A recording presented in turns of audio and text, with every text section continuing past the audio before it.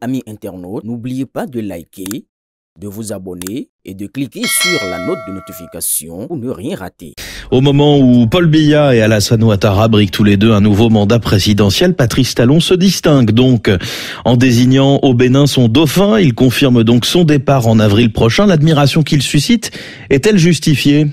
Dresser des colonnes d'apothéose à la gloire d'un chef d'État simplement parce qu'il se conforme à une limitation de mandat prescrite par la constitution de son pays relève d'une certaine facilité intellectuelle. Si ne pas contourner une règle ou un interdit suscite autant d'effusion, c'est parce que la propension des dirigeants africains à rudoyer la loi fondamentale est telle que beaucoup sont émerveillés lorsque certains s'abstiennent de tricher. En Afrique, les resquilleurs prospèrent surtout dans le microcosme francophone. Anglophones et lusophones sont d'ordinaire plus respectueux des textes. En Afrique de l'Ouest, en dehors de la Gambie, revenue depuis peu à la démocratie après 2 décennies de despotisme, aucun chef d'État anglophone n'a effectué plus de 2 mandats depuis 1992 au Ghana, 96 en Sierra Leone, 99 au Nigeria et 2006 au Libéria. Au Cap-Vert, Aristide Pereira est le dernier à avoir assumé 3 mandats en 1991. Même la Guinée-Bissau, avec ses travers, s'efforce de respecter cette limitation. Par contre, sur 8 pays francophones, seul le Bénin s'est régulièrement conformé depuis 1991 à cette règle. Partout ailleurs, la Constitution a subi de malicieuses révisions. Au Sénégal, Abdoulaye Wade a ainsi pu briguer en 2012 un 3e mandat que les électeurs lui ont refusé. Comment expliquer que le Bénin soit l'unique bon élève francophone ?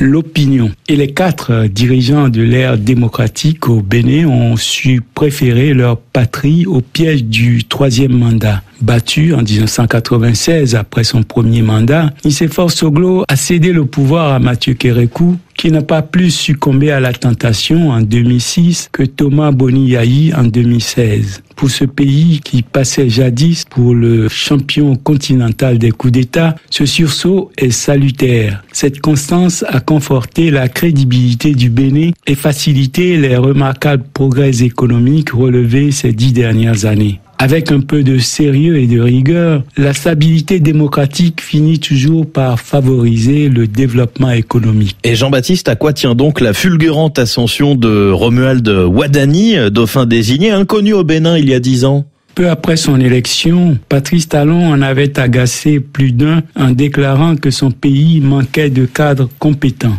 Dans l'absolu, il n'avait pas tort. Et il a dû embaucher, déployer des moyens pour attirer les compétences, notamment de la diaspora. Il a su détecter, former, motiver et promouvoir sans ostracisme, y compris dans des secteurs de pointe, y compris pour prendre le gouvernail de la nation.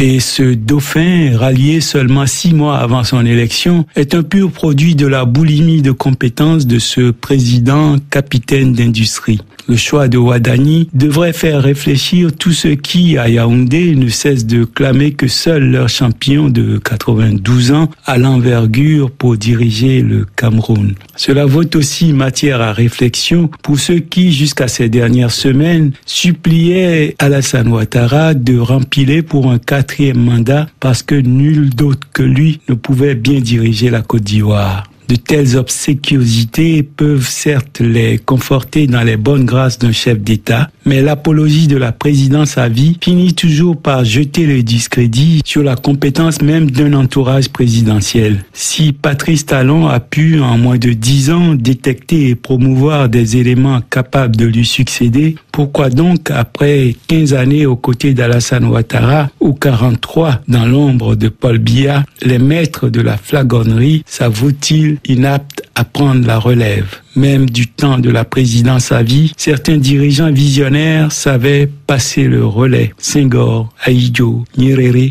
et Mandela lui-même, à qui l'ANC et l'Afrique du Sud auraient péniblement survécu s'il avait attendu de mourir au pouvoir. Jean-Baptiste Placat, merci beaucoup. Bienvenue sur la radio du Monde. Si vous